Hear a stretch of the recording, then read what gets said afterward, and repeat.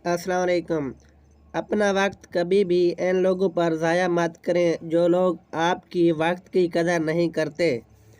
कामयाबी का दारोमदार इस बात पर होता है कि आप अपना वक्त किन कामों पर लगा रहे हैं। क्या आप अपना सारा वक्त मोबाइल और सोशल मीडिया पर गुजार रहे हो? क्या आप अपना वक्त दूसरों के साथ पार्टियों और मटरगश्त में खर्च कर रहे हो?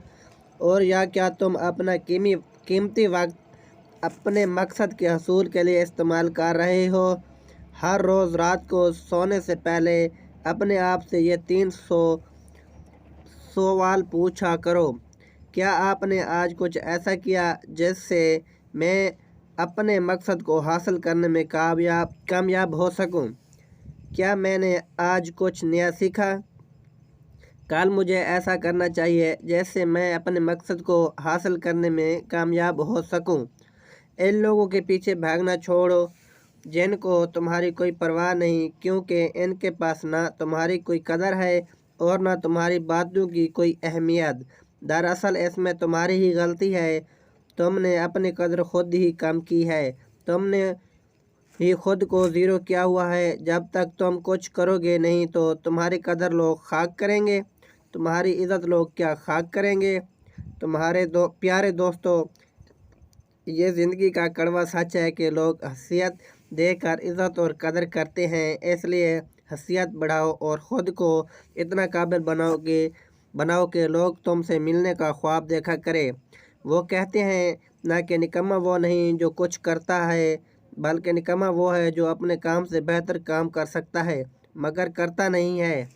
रोज़ाना लाखों लोग अपने अपने कामों को गाली देते हैं और बुरा भला कहते हैं और अपने काम को पसंद नहीं करते, मगर फिर भी हर रोज़ इसी काम को करने निकल पड़ते हैं, क्योंकि ये काम उनके लिए काम नहीं मजबूरी बन चुका है और मजबूरी कभी खुशी नहीं देती।